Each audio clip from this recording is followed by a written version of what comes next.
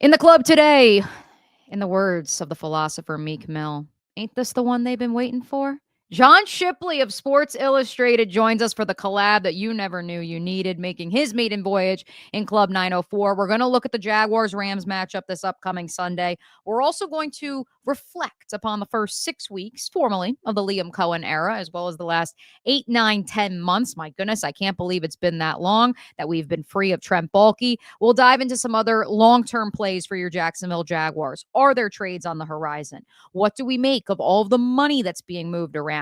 All that and more coming up on a Thursday edition of Club 904.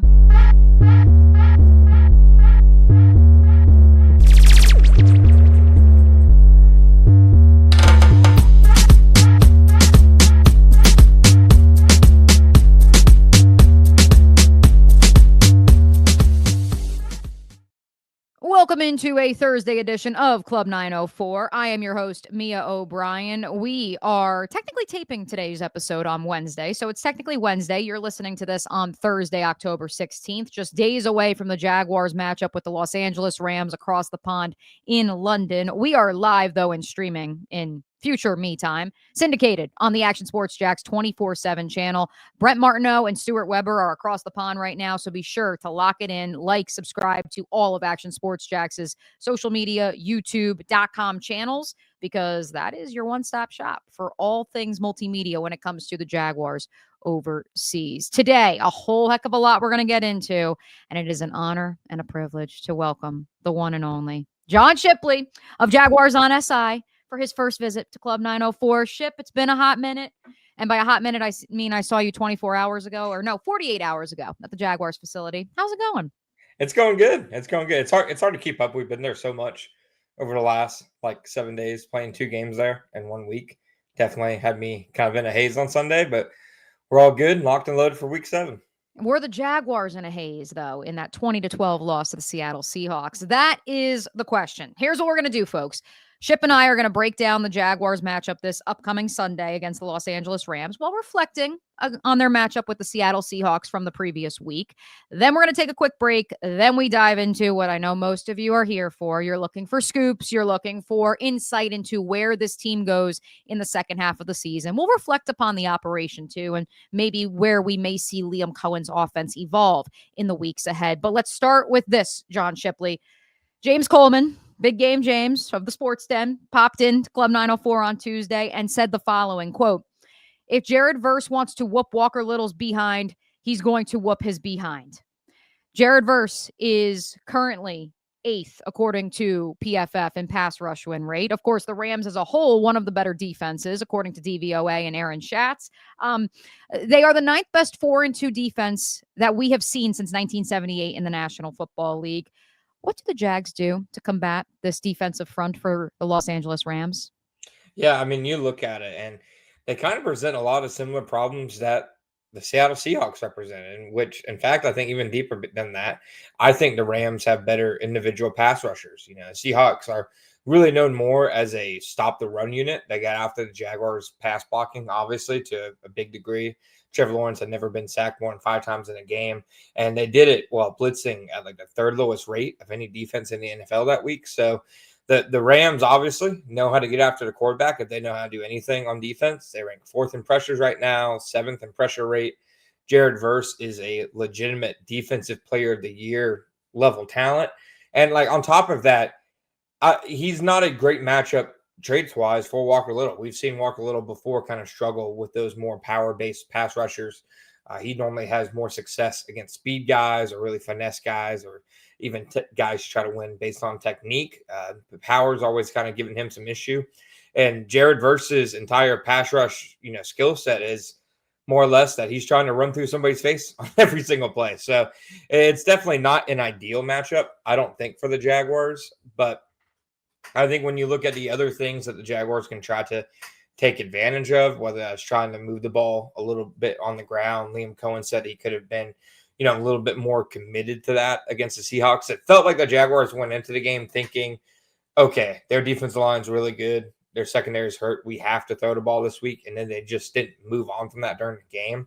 I feel like they'll have to be more balanced this week because I feel like that's when the offense has been at its best. You know, Trevor Lawrence in this passing game isn't efficient enough to throw it 50 times and, expect good results. So I think if the Jaguars want to combat that defensive line, the way to get after it is by leaning on Travis Etienne and to a lesser extent, Bashal too.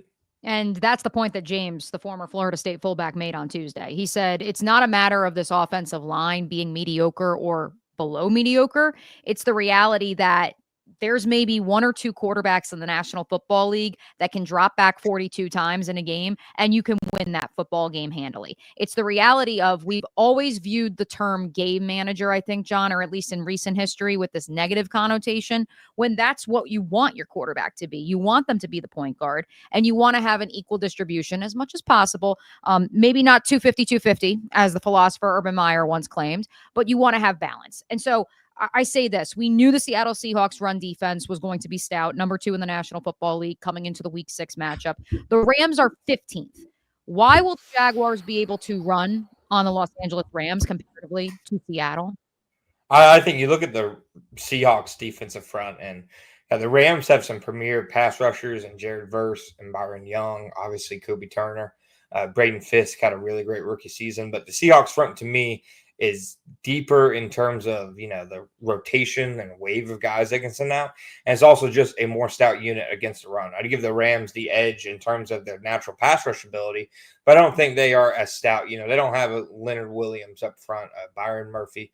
Poona Ford's I was just going to say, don't you take Poona Ford's name in vain, John Shipley. Poona Ford's a really good player, and he's been like a really impactful addition for them. But the Seahawks kind of do it with, by sending a wave of run stoppers at you, whereas it feels like Poona Ford is, pretty much their entire line of defense against the run game. He's big enough. He's big enough to be the entire line of defense. He's an absolutely terrifying looking person.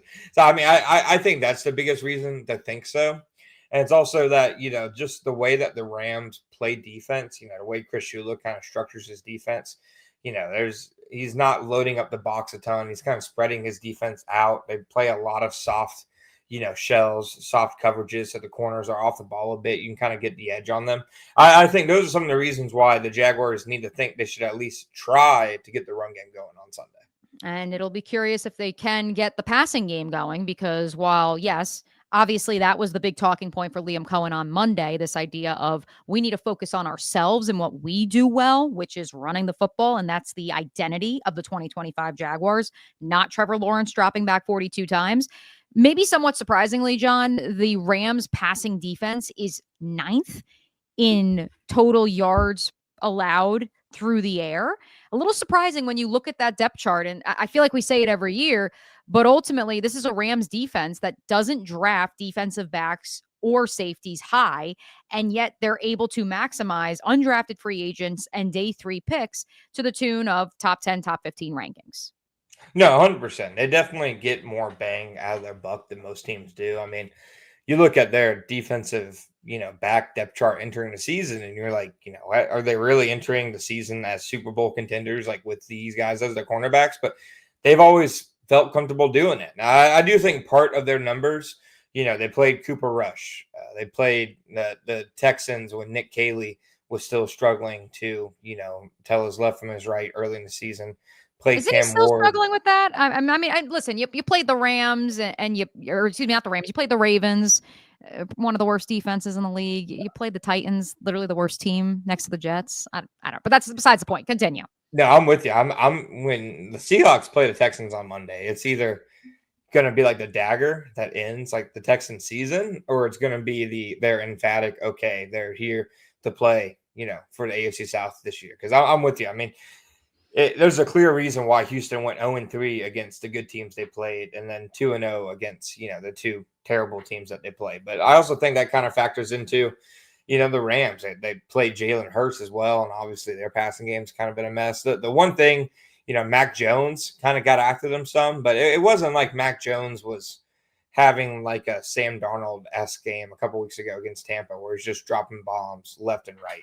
There was a lot of checkdowns, a lot of soft coverage from Los Angeles. So I feel like while it's been a productive unit, it's still one of the Jaguars, like their talent level at some point should be able to have the advantage. Like Brian Thomas obviously had the bad drop against Seattle, obviously had the other rep where he slips running, coming out of his break and isn't able to come down with what was otherwise a well-placed pass. But other than that, you look at his other 8 targets, and that to me was by far the best he has looked all season. It was the first time he looked like 2024 Brian Thomas all season, in my opinion, for most of a complete game. And even the 2 misplays, I mean, those are plays that he wasn't making last year at times either. True. He didn't suddenly just have bad hands this year. I mean, how many touchdowns of his last year did he double catch? It just comes with the territory of his game. So I think Brian Thomas Jr. is still a premier talent, and if he continues his trajectory, I don't think there's any reason to think he can't get going against this specific secondary.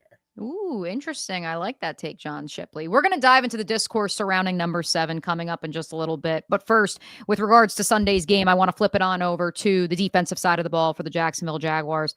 My first question is simple. Who marks Devontae Adams? Expected with Puka Nacua being out. I mean, who else? And I think Tutu Atwell's out as well, already ruled out for Sunday's game too. So what I expect it to be is for Buster Brown, Greg Newsome, Travis Hunter to all get their own reps against him. The Jaguars don't really have, once they traded Tyson, they don't really have size in their cornerback room. Everybody's already, kind of going to lose the size battle to Devontae. What I would do if I was them, and what I think their lesson coming out of week 6 should have been, is if the other team has an alpha male wide receiver, you're putting Travis Hunter on. And that's even if Travis Hunter isn't playing the whole game on defense. I think he's played like 39% of the defensive snaps this year. If you want to keep doing that, that's fine. But when he is in the game, I wouldn't let there be a snap where Travis Hunter isn't on Devontae Adams. I don't really expect that quite yet, but I think the tape, the numbers, everything the last few weeks has shown that Travis Hunter, while a rookie and while he's going to have his growing pains, is still their best corner. And that's not even like a slight to Jordan Lewis, who's played really well. Buster Brown's had 3 pass breakups in the last 2 games. I think Greg Newsome's a really, good talent. But Travis Hunter, I mean, you can see on that play against JSN at the end of the first half last week. He's a different talent. And somewhere in London right now, Brent Martineau is punching the air in celebration, hearing you say that, Ship, because that was his biggest takeaway on Sunday's postgame show, in case anyone missed it out there. According to Underdog Fantasy, the Jags only played 5 defensive backs on 20% of their snaps. That, of course, had to deal with the Seahawks lining up in 2 wide receiver sets and 12 personnel so much. I don't think that right now, as much as Sean McVay in this new iteration of the Rams has really committed to running the ball. They drafted Terrence Ferguson out of Oregon High because he wants to have the tight ends be a more integral part of this offense. They have not up to this point. And so I think because you will see more 11 personnel, even without Puka Nacua for the Rams on Sunday, I think that opens up the door for Travis Hunter, because that's why he played a season high 11 snaps at right corner. And I think that a lot of it just had to deal with not having Tyson Campbell, but also when they were in two defensive backs, because they were in their base defense, it was Jordan Lewis and then Buster Brown, and Travis Hunter didn't even have to come onto the field. So I think that changes, correct me if I'm wrong, just because of the personnel that the Rams are expected to run. No, for sure. And I think also, like you said, they trade Tyson Campbell. Greg Newsome had only been there for like 48, 72 hours for the game. That obviously played a role in it. But I think the health of the wide receiver room plays a role well. De'Ami Brown is now getting further removed from that shoulder injury. That's why I think, when they didn't have De'Ami against the 49ers and everybody kept wondering, why isn't he playing defense really at all? That to me was the biggest reason, is because, they're already short one receiver. They couldn't afford to be short a second one. They just needed Travis more at receiver that day. And that's kind of the beauty of having Travis Hunter is, it can kind of depend game to game where you need him more. But again, I think moving forward, the strategy should be, if you're playing a team with the number 1 receiver, go ahead and just, cut that cord. Just, let Travis Hunter go out and do his thing. So the other thing I want to note about Seattle and their offensive game plan, you noted it off the top, Ship, this idea of they were very much like, we're going to play it vanilla. We don't want to even risk Sam Darnold throwing the ball and risking against the defense that has the most takeaways of any team in the National Football League up to this point. We're just going to let him drop back 16 times, run the ball for barely anything, and then hope that a couple explosive plays take us over the top like it did. I don't think you will see that, like I said, from the Rams, just based off who they have. But at the same time, Seattle also benefited by lining up in more heavy personnel from max protecting. Do you think that is the reason the Jaguars struggled to get pressure on Sam Darnold, or is this more of a long-term problem? I think it's a little bit of both. I think it's a big reason why they didn't get after Darnold much. Like against the Kansas City Chiefs, for example, they didn't have Trayvon Walker. I think you could just tell most of that game that they were putting 4 to 6 hands on Josh Hines Allen on every play, and that's just the reality of the Jaguars defense. That defenses have to give attention to both Hines Allen and Walker, and when one of them isn't on the field, they can kind of isolate the other because the Jaguars depth guys and Emmanuel Ogbah and Dewan Spoot and their interior guys, Eric Armstead, Devon Hamilton, Mason Smith, just none of those guys are ever going to be at the top of a coach's scouting report of, okay, this is who we have to stop this game. It's the conversation starts and ends with Hines Allen and Walker. Walker obviously was really limited against the Seahawks, played I think only like 16 snaps. Almost makes you wonder, like, was there even a point to him playing in general? Third down, they're like, and he admitted to me in the locker room afterwards. He was like, yeah, no, money downs and some second downs. Like that was. And to his credit, he got a couple pressures. And, for Hines Allen, it was a game where, like you said, a lot of max protect. They were clearly putting a lot of attention on him. I think that max protect was the biggest reason the Jaguars didn't get after Darnold much because, Coen put it well. He said they were either a max protect or they were getting rid of the ball quickly. They weren't just dropping him back and giving the Jaguars main chances to get after him. And I firmly believe Anthony Campanile, I know his exotic blitzes have caught the eyes of a lot of people, but I firmly believe that if you asked him what style would you play, he would say, I want to rush 4 and drop 7 in coverage. So I think that's what he wants to do. When you do it against a team that has so many guys in pass protection, it's harder to do. But I also think, you just look at the metrics, the pressure rate from, their backups and their interior guys. None of them are really getting after the quarterback very well. Right now, just by the numbers, their third best pass rusher is Mason Smith, who, while he has had flashes, it's just been that, flashes. They haven't gotten consistent pressure from Armstead. Smoot and Ogbah, I believe, have pressure rates of 2.4 and 4.2%. So I think biggest reason they didn't get pressure against the Seahawks was because of how the Seahawks played them. But I do think as you get along, that could become a bit more of a red flag, just getting that pressure outside of Hines Allen and Walker. And now they have to go against the NFL's leader in passing yards at age 37. Remember when Matthew Stafford was going to go hang out with Brian Daboll? That was a lot of fun shit at the combine when it was, oh yeah, he's going to go to New York, going to reunite with his brother-in-law, Chad Hall. Whoops. No, he stayed in LA and he's healthy after being in the bionic chamber or whatever it was called. What was it called? Do you remember? Bio for something like that. I had completely forgotten the Chad Hall bit, and you just retconned it for me. That is a fantastic line of thinking that people went with. So they just hired him to try to get Stafford, and then when Stafford says no, they're just like, you're well, he's also the assistant here, I guess. He's literally the assistant quarterbacks coach. Subscribers to the Mo Bryan NFL Notebook and our Patreon heard that story earlier this week. So another plug to make sure that you're locked in there if you're not already. But truthfully, John, why at age 37 is Matthew Stafford leading the National Football League in passing yards? Why has this offense, even after he missed most of training camp, been so effective? He gets better, honestly, every year. I think obviously there's limitations to his game in terms of the mobility. He's not going to be extending many plays. He's not going to leave the pocket very often. But the ability to which he can manipulate defenses with his eyes, pre-snap, post-snap. And then, he has a case, even at his age, there's a case to be made that he has the most arm talent in the NFL right now, just, strictly from where he can put the ball, the velocity, the different arm angles he can hit.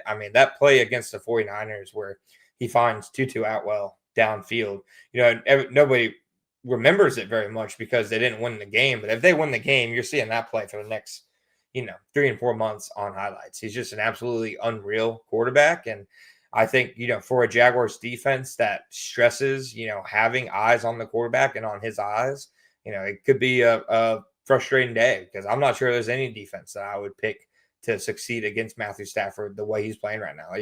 He's legitimately a Hall of Fame talent, and he's playing, I think, still the best football he's ever played.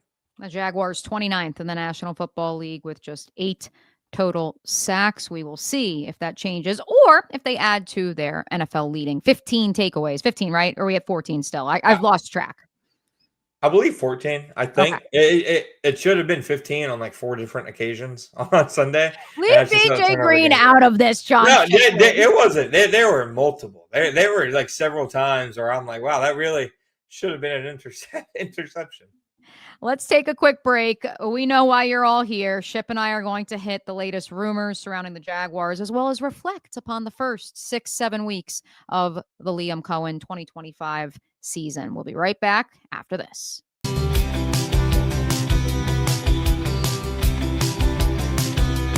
Welcome inside the Armor Guard exterior and gutter helmet showroom. There's a lot going on, like glass exteriors, replacement windows, and down there we have the retractable screens and awnings, plus hurricane protection. Let's talk more about those gutters, and to do that, we bring in Kevin. He's the owner, he's the expert. Why Gutter Helmet? Well, Gutter Helmet's truly the only maintenance-free product. It lets the trash and debris go on the ground, the water wraps around and goes inside. Unlike filters, they sit on top of the gutters, and the trash and debris build up on top of filters, which requires maintenance.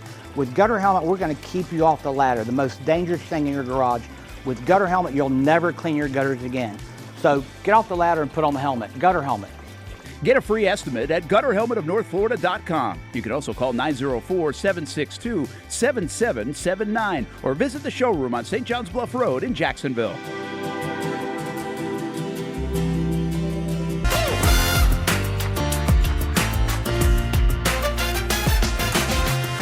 Empower a future, inspire a dream. It's a bold but simple mission for the Jacksonville Police Athletic League known as Jax PAL. Help the next generation of kids in Jacksonville shape a brighter future. Their after-school programs, teenage leadership programs. There's community outreach. This has been just an awesome opportunity to be out here with my colleagues and do something good for the community. It's really been an interesting opportunity to just see everybody work together in a way that we don't normally in the office. And there's sports.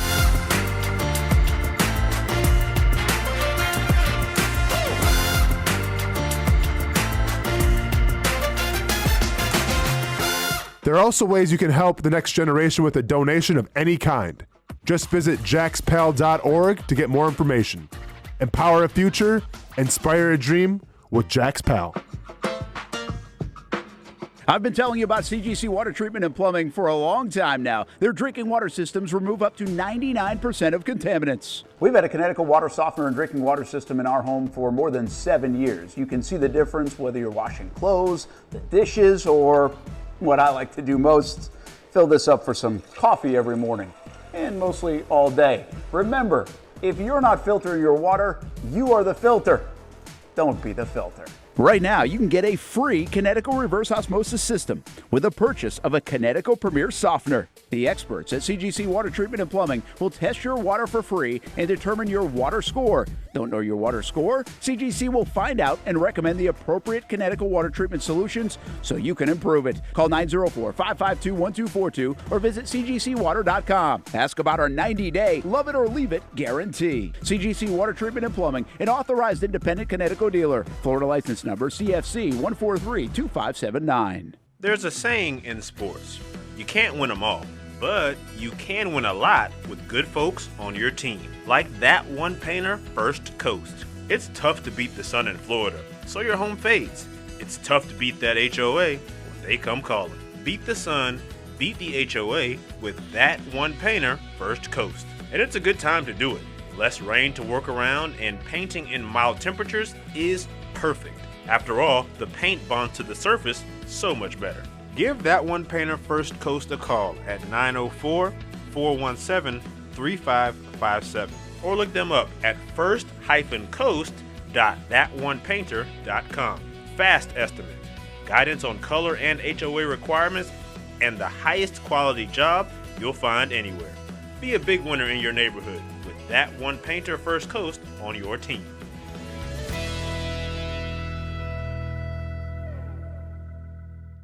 Sun's out, suits out. That's right, it's summertime in Florida, which means it's time to say goodbye to bulking season and hello to shredding season. But if you're like me, you're having a hard time sculpting and shaping those final pounds. That is until I came and saw my friends over at Ponte Vedra Vein and Aesthetics. Right now, everyone is hopping on the Evolve X train, and the only destination is finding your perfect summer body. The technology uses electrical muscle stimulation and radio frequency energy to cause your muscles to contract, all while heating up those deep layers of your skin and tissue to produce collagen and reduce fat. It's like doing 1,000 sit-ups in 30 minutes. No pain, no needles, just results, right? That's right. So leave those winter layers back at the station and come look and feel your best with the team here at Ponte Vedra Vein and Aesthetics. Visit them at one of their 2 locations, either over in Ponte Vedra or on the south side. Welcome back into a Thursday edition of Club 904, although we're technically recording this on a Wednesday. Mia O'Brien, John Shipley of Jaguars SI. We just ran through the Jaguars-Rams matchup. If you missed any of today's program, of course, you can catch it on demand on the Action Sports Jacks YouTube channel, as well as wherever you get your podcasts. But Ship, we know why they're here. They're hoping we're going to drop some scoops. They're hoping we have some insight. Before I get to potential trade targets for the Jacksonville Jaguars, positional or specific players, I do want to address what we do know right now, which is that James Gladstone and the front office have really been moving a lot of money around here in the last week after trading Tyson Campbell for Greg Newsome in a pick swap last Wednesday night. And so you tell me, in adding more void years to the likes of Jordan Lewis, De'Ami Brown, Greg Newsome's current contracts, moving money off the books, giving signing bonuses in cash, what do you believe the play is for James Gladstone? Is it quite simply to create $12 million in cap space just to have a healthy ecosystem financially if something was to break? Or is there, in your opinion, a fire to the smoke? Like, I don't think they did it for a specific move or player. I don't think they're like, okay, we need to create an X amount of cap space because this is the guy we're targeting. I think they did it because they needed to at least give themselves the flexibility and the ability to go after somebody if they find the right deal. Because, after trading Tyson Campbell, like a lot of people painted the Tyson Campbell trade as like a money saving thing. And it really, in the short term, really isn't. You're taking on more money on Greg Newsome's contract because it's a fully guaranteed 5th-year option this year. So you're paying more money this year for Greg Newsome than you would for Tyson Campbell. You get $19.5 million in dead cap next year for Tyson Campbell. You're paying, so he's about on your books for about $20 million just to not play for you. You don't really get any cap relief from not having Tyson Campbell's contract anymore until 2027. So really the move was more about, we might not save money, but we don't necessarily want to pay a guy who we don't think fits the scheme. So I don't think that was a factor in the Tyson Campbell trade. And I think taking on Newsome and his contract, they had to create some room to begin with. But I think they did it so they could be flexible to make a move. Because if there's one thing that I think people should know about this regime so far is that they're not going to be afraid to really unturn and uncover every single stone, whether they're the ones making the phone calls, whether they're the ones getting called. I mean, they've just been a flurry of trades. Christian Kirk, the Travis Hunter trade, Luke Fortner, Tank Bigsby, Fred Johnson, Tim Patrick. Now, obviously, Tyson Campbell and Greg Newsome. I mean, it's a long list of trades so far. So I think the biggest reason is they just want to give themselves the ability to make a move if they find one, as opposed to, they're doing the Birdman, hand rubbing gif and already, have their move picked out. It helps when you can trade with more than 4 teams. Hey, speaking of Trent Baalke, I think what's interesting to me, John, is that while, yes, there was, I don't want to say damage done, and there was a bit of a mess that James Gladstone inherited, because I don't think that Trent Baalke left the books a complete mess, but constantly adding void years to deals and pushing money out further into the future was not something that he prided himself on through the first 2 to 3 years of his reign as general manager. But then we saw it in the final 2 seasons that he was not afraid to do that. Now seeing these void years being added to contracts, like a 1-year deal for De'Ami Brown, I think it's 4 void years added on. What does that say about what James Gladstone is doing in terms of operationally? Is it signaling we're going to win now and we'll figure it out later? Or do you think that money gets stretched out even further? I think it's showing a lot that, really their mindset is that they want to take advantage of where they are right away. They don't see this, and they've never called this a rebuild, through all the different changes that they've made and, overturning about half the roster, if not more than half. They've never gone as far as to say, okay, we're starting from scratch. This is a clean slate. This is a rebuild. They've said the opposite, really, that they expect to, have some success early on. So I think the big thing with the void years is, it's really kicking the can down the road to give yourself that present day flexibility to be aggressive. But the way the cap goes up each year, the way that it's projected to continue rising, and just how cash rich the Jaguars owner is, I mean, that's why you see successful front offices like the Philadelphia Eagles, do it so often. There's a real edge to getting it. Right. Absolutely. Okay. So trades, possible targets before that November 4th trade deadline. I've said it on Club 904. I've said it at the Mo Bryan NFL Notebook, John. What I have been told and what I believe is that the Jaguars will be in the markets for minnows, not sharks. I don't believe this Jeffrey Simmons nonsense. I don't think the Giants, now that they think they have a quarterback, are going to be willing to trade Dexter Lawrence. And so realistically, who are some names that you think maybe that's a potential guy, or even if it's not a specific name, someone in a ballpark or a position group? Because I do think defensive line is at the forefront, as Jeremy Fowler and Ian Rappaport reported as well. I do believe that to be a fact. But as somebody in the league told me earlier this week, John, everyone's looking for defensive line. It's not as easy as, oh, well, we're just going to get that guy. Everyone wants that guy. And do you have the capital to go get that guy?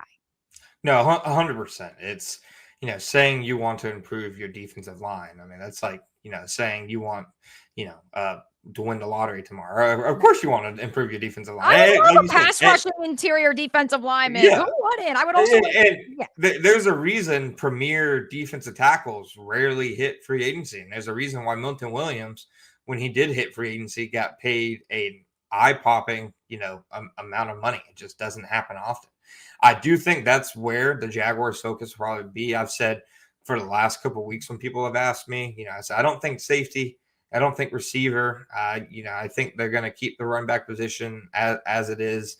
But I really think defensive line, whether that's defensive tackle, backup defensive end, and then tight end are the three positions that I'm really looking at the most, because, obviously they're going to get Brendan Strange back at some point this year, probably within the next month and a half. I'm not sure if they'll get him back right when he is eligible to come off IR, but they'll get him back at some point. But until then, that's a big void in the offense, because the way they built the tight end room is they built it clearly for Hunter Long and Johnny Munt to be depth guys, not guys that you're leaning on to play most of the game. And you can't put their skill sets together and kind of recreate in the aggregate what Strange gives you. So I could see them looking for a tight end with kind of a similar game to Strange, whether that's Chig Aquanu in Tennessee, whether that's, I think, Josh Oliver, if you can make the money work. Can you imagine? A lot of sense. Yeah, I mean, he's really, in a lot of ways, was like Jacksonville's Brenton Strange before, Brenton Strange was there. It didn't end up working out for him, but the Viking season has gone kind of sideways. They always are looking for more picks. Maybe you can get them a day 3 pick to get a guy who can help you when Brendan Strange is out, and then serve as a really good number 2 that complements his skill set when he comes back. As for defensive line, I think Malik Collins of Cleveland is obviously the name that a lot of people think, just because, Cleveland's deep at defensive tackle. They just drafted Mason Graham.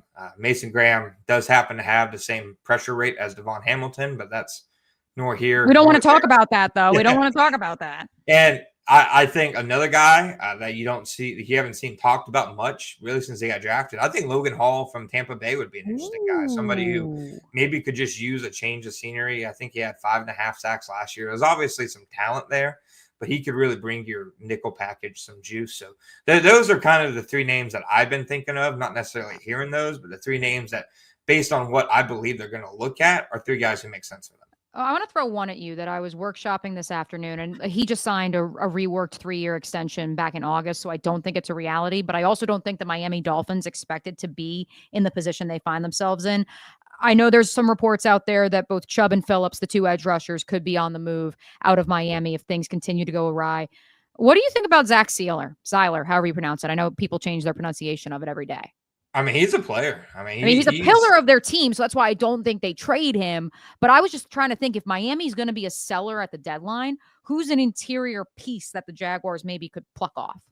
Oh, no, 100%. I think he'd be a great fit. He would give them a lot of, that kind of interior push that they've been missing. I know being there in, Miami for that joint practice earlier in the year, he gave the Jaguars offensive line complete fits, was one of the better players on the field and was kind of wrecking what the Jaguars are doing. So you would have to assume they're fans of him. No, I think he's like, if you're going to take a swing, that's the kind of swing I think would make sense. Not a Dexter Lawrence, not a Jeffrey Simmons, mostly because I just don't think the Titans would, for as dysfunctional as the Titans are, I don't think they're trading Jeffrey Simmons to an AFC South rival anytime soon. So, I mean, I think if you're going to take a swing, I think that'd be a heck of a one to take. And of course, the Dolphins drafted Kenneth Grant out of Michigan. Different player, same position, though, at number 12 overall this past April. So I just saw that a couple of the Dolphins names had popped up. And so then I was like, okay, who do they have on the interior that could be interesting? One more, just because it was floated to me. He would have to waive a no trade clause. To my knowledge, he has moved his family back to Arizona because this is the last dance. If Jonathan Gannon and company continue to implode, is Calais Campbell on the market? Does Calais have a no trade clause? Yeah. I know. It's hilarious. The whole thing is hilarious, but that's a good bit. Yeah. I mean, he's somebody that's like for the last like 3 or 4 years they should have signed. Like, they've had him in the building before and they just haven't pulled the trigger on it. I think if you're talking from like a cultural perspective, he'd be a big help from them, but he's also still a really good player. Like his pressure rate's like around at 10%. He has 13 pressures. Both would be by far the best of any interior Jaguars guy. He has either 3 sacks or 3.5 sacks. Like he's still a really good player. I think putting him back with Josh Hines-Allen and all that Hines-Allen has matured as a player and as a person since he last played with them would be really interesting. And he could show, Mason Smith and the other young guys kind of in that room, how to go about their business. I mean, Calais to this day, if I'm thinking of the best leaders that I've seen in the Jaguars locker room since I started covering them in 2019, he's probably near the very top. Like it's hard for me to think of many that were better. And to your point, it's not like you're just trading for a culture guy. If he was to be made available, it's the fact that he would be your most productive interior defensive lineman instantly. And that was the funny thing about the last time that they were flirting with signing with him, I think was 2023. Yeah, and I before Armstead, I think. Yeah, and I want to say he signed with the Atlanta Falcons, and it came out that, like reports came out that, the Jaguars front office basically told him, like, we kind of see you as a backup. Like, we want you to be a leader, but not to play as much. And no, he would have been pretty easily one of their best players. Different front office. Great segue, John Shipley. What do you make? Through 6 weeks of regular season games, now nearly 10 months of Liam Coen-James Gladstone's and Tony Boselli's collaborative effort to lead the Jacksonville Jaguars. We're going to go big picture, a couple different tentpole items. But from an operational standpoint, did Shad Khan finally get it right? I think there's a lot of reasons to think so. I think, obviously still 6 games is a little early, but from what the signs that we've seen so far, I mean, everybody knew that Liam Coen was a good play caller and that he would put together a good offensive scheme. I know the offense hasn't exactly taken off yet, but I don't think, Liam and his play calls or the scheme is a reason for that. I think he's a big reason why they've been successful in a lot of ways, but what people need answered was, can he be a leader of men? And, from everybody I've talked to in that organization since Liam got there, as they think Liam is the piece when it comes to what they're trying to build. Like, obviously Tony is very important. Obviously James Gladstone is very important. Obviously Trevor Lawrence is very important, but Liam Coen is very clearly seen as the most important piece of what's being built in Jacksonville right now. And the way he's won over, people in the locker room, throughout the organization, he's clearly somebody who guys like playing for. They've taken on his personality, when he said that he wanted them to be a physical team. The offensive line up until week 6 have been more physical than really it's been in years. They've been tough, and I think a lot of that comes from Liam. But I also think that they did a good job of kind of establishing that, okay, here's what we're doing.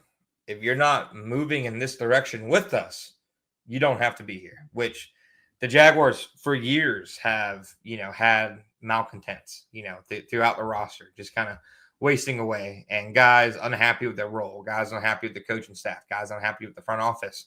And it was more or less shrugged at. And I think Liam has done a good job of identifying the people that they want to build around and the people who, they think that they are just better off kind of moving on from. Like I said to somebody like Tyson Campbell is like the first guy that this regime like jettisoned off where I wasn't like, okay, this was a culture move. Like, no, like, everybody loved Tyson Campbell. Like the coaches loved Tyson Campbell. They didn't love the big plays he was giving up, but as a player and as a guy and as a soldier for the franchise, everybody loved Tyson Campbell. Right. All the other moves though, that I can think of, they were doing, because they wanted to get everybody on the same page, that complete buy-in, which I don't think the Jaguars have had often in the past. Like my big critique of the Trent Baalke era Jaguars has little to do with his evaluation ability, because he obviously did bring in some talented players. Brian Thomas, good player. Trayvon Walker, good player. Parker Washington, Anton Harrison, good players. He found some good players. But building a team is different than drafting players. And I think that the Jaguars have gone the extra mile in terms of team building under Liam, under James, and under Tony to make sure that they have that right mesh, not just on the field, but in the locker room, off the field. Because in a lot of ways, that matters more than just having the most talented team. We say it here at the Homestead, I think at least once a week. Talent evaluation was like the 8th or 9th reason Trent Baalke was fired, folks. Like that was not where the issue was. It was everything else. It was the fires in the building. It was the survival instincts, but that's not here. We live in the James Gladstone, Liam Coen era. And I do agree and co-sign to your point, John, that I think Liam Coen is a dude. He is what Sean McVay and Kevin O'Connell said he was, which is he has next. But is he the quarterback whisperer that those other two gentlemen are? I've said it time and time again. I think I say it every episode. Again, I don't want people to compare Trevor Lawrence's development in Liam Cohen's offense to Baker Mayfield and Liam Coen, because number one, very different trajectory. Number two, very different skill set. And number three, Liam Coen was very forthright from the moment he got hired. These are two different offenses that he's trying to run between Jacksonville and Tampa. 100%. Different supporting cast, too. Like, I know, obviously, Tampa had some receiver injuries last year, but when everybody was healthy, I mean, Mike Evans, Chris Godwin, Tristan Wirfs, I mean, all three of those guys would have been, the best player on this current iteration of the Jaguars offense. But I do think that you've seen improvements from Trevor, especially in the last 3 games. He's been much cleaner, much more efficient, has, for the most part, cut out some of the boneheaded plays from the first 3 weeks. He'll still have the couple misses a game where he throws high or whatever. Those are always going to be there. But I think the last 2 games especially, like he was purely in, and like you said, game manager isn't a negative on its surface, but it felt like purely was in game manager mode through the first 4 games. Wasn't trying to press the issue, was just trying to run, what's called.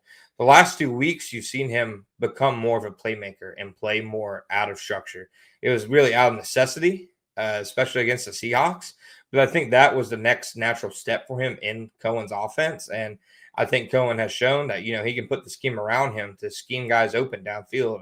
Brian Thomas's touchdown catch was a great call by Liam Coen, doing that fake screen, and the Seahawks bid on it completely. So I think it's instances like that, or you see why Liam and why Trevor just kind of work. Yeah. And that's where I still have confidence. And Liam Coen has said in Tampa, that offense really didn't take off until probably like week 9, week 10.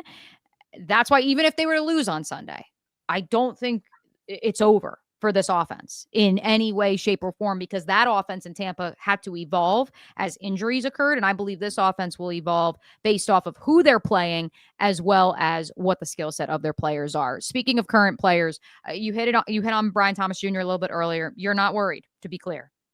No, I'm not worried in the sense of I still think Brian Thomas Jr. is going to have a productive season and be a very productive receiver. Now, you don't think they missed on the evaluation like I've heard some other folks maybe say? No. I think he still very clearly can take over a passing game. Now, does that mean in the offseason they try to find, somebody who can kind of support the areas where he's weak? I think they could definitely do that. And I definitely think there are parts of Brian's game that could keep him from being that elite, alpha male option, specifically going over the middle.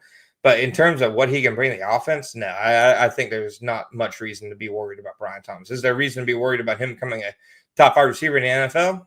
Sure. But I mean, if that's your biggest worry with him at the end of the day, you're in decent shape. Well, especially because now you mentioned you would like to see Travis Hunter potentially, at least this week, on Devontae Adams. as much as possible. That then I would think takes away from wide receiver reps. And the thought is he is not afraid to go over the middle of the field and make a tightly contested catch. And so what are your expectations, not just this Sunday, but going forward usage? Is it quite simply just week to week? And if he helps you win the football game, no one cares how many snaps he plays? I think it is week to week, but I do think if you had to give them a truth serum, they would tell you that right now where they're lacking the most is scoring points on offense. So, seeing the plays he makes, he's made, 4 explosive plays in the last 4 games, some of them being just simple after the catch, fooling guys. He's been really good in contested catch situations. He's 2 of 2 this year, and that's where every other Jaguars receiver has struggled. But he also, I did a story on it earlier. Out of 114 receivers who have ran, so many who have 20 targets this year, he ranks 99th in average depth of target. So his role really has been scaled down in terms of he's just not getting many downfield shots. I think that's the next evolution of his game, but it's, the obstacle of dealing with the Travis Hunter situation is how much you give him on this side of the ball, because you're going to need him on the other side of the ball, because It's kind of the gift and the curse. Like I'm sure they'd love to expand his role as receiver and teach him the other 3 receiver positions, but look at last week. He was the only guy who could really keep up with Jackson Smith and Jake Buss. So can you afford to do that when he's also kind of your secret weapon on defense? And it's just this big question of, out of the slot, can you run him downfield? Like, can you just tell? I mean, and James made the point on Tuesday's show. He's like, yeah, you just literally tell him, go to this marker, go to this area of the field, and come back a little bit, and I will throw it to you. And you could teach him that. I don't know if it's that simple. I think that there is a case to be made that he is one of your better vertical threats, because De'Ami Brown, since coming back from the injury, hasn't looked the same. But at the same time, like, I don't think they're going to stray away from the plan, with an asterisk. I've heard from enough people in that building that they have made it known Travis Hunter needs to have the ball in his hands more. No, I think, Sunday was really the first game, this year. And I know fantasy football people who took him around 5 or 6 complain every week about him not getting the ball enough. Sunday was the first game where I really did feel like, okay, figure something out to get him the ball in his hands more. Because when the offense is lacking, what he can do after the catch is just so special that you just need to figure out some way to scheme the ball into his hand. I know they try to do it on screens. I probably throw those out because it's clear that nobody is falling for them at this point. But just getting him this ball, in space in some variety, that definitely needs to be an emphasis moving forward, because he is a spark plug after the catch. A long-awaited podcast collaboration between John Shipley and yours truly comes to a close. I would like to take a brief victory lap. I know it's only 6 weeks in, Ship, but you and I were on the Liam Coen train early, and here we are, 4-2, your Jacksonville Jaguars through 6 weeks. We will see what happens, but it obviously is encouraging, knowing this was supposed to be the more difficult part of their schedule, knowing the easier, I won't say soft, I don't want to use the S word, don't want to put the Colts in the S word category. At the softer, easier part of their schedule is still to come. Before we get on out of here, any other final thoughts, as well as plug away anything you have cooking over at Jags on SI? Yeah, you can find me and all my team's thoughts on the Jags and our boots on the ground coverage at Jaguars on SI. You can find me on Twitter at _John_Shipley.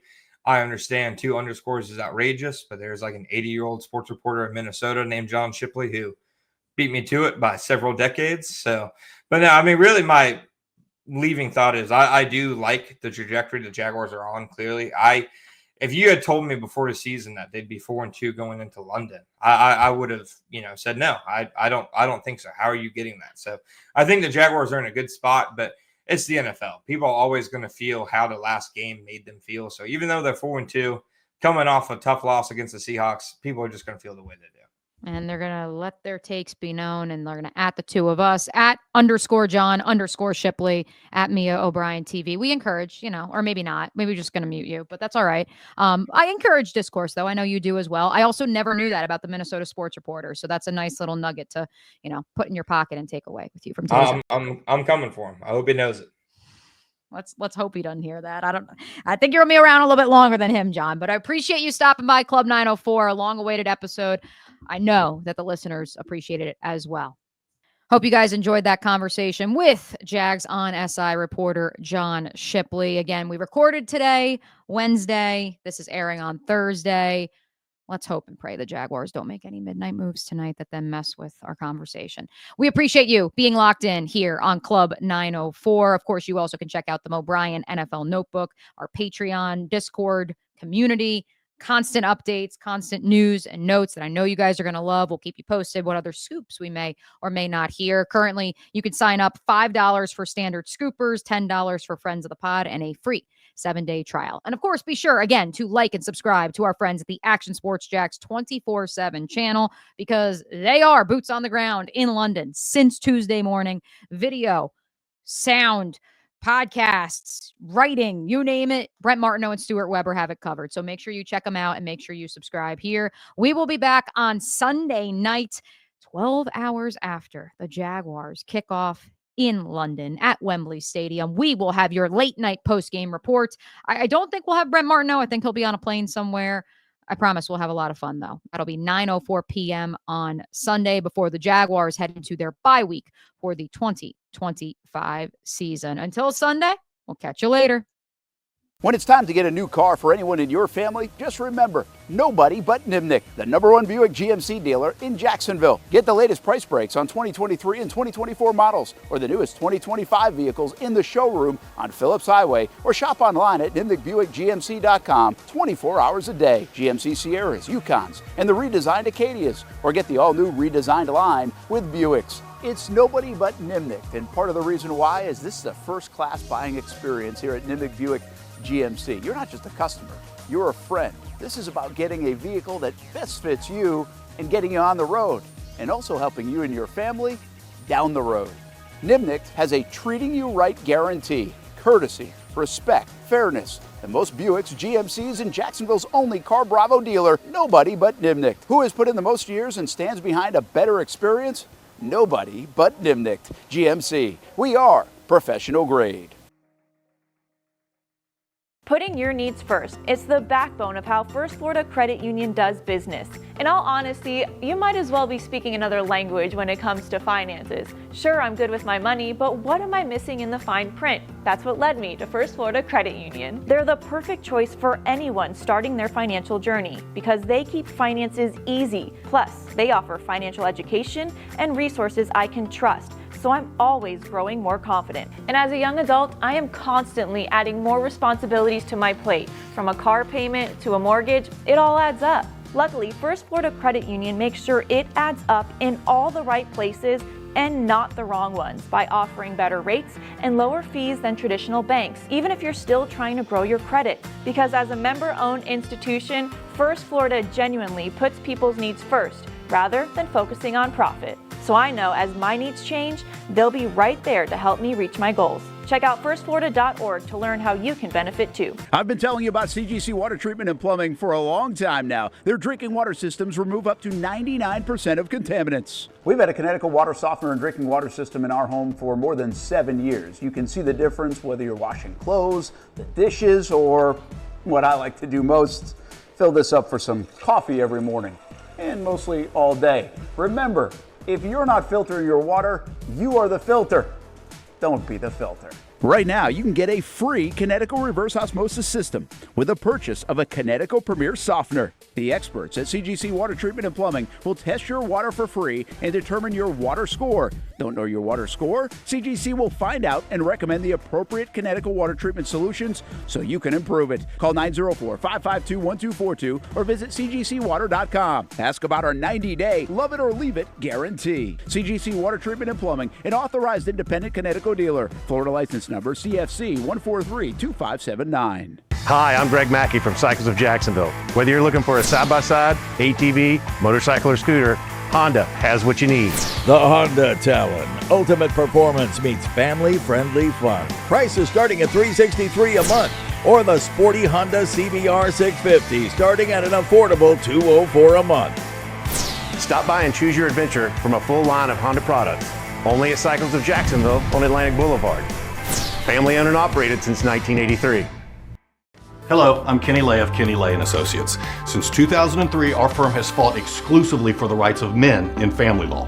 Divorce, modification of child support, alimony, custody, and more, all for men. A father is vitally important to a child's life, and being a man is not a reason to pay more in child support or alimony.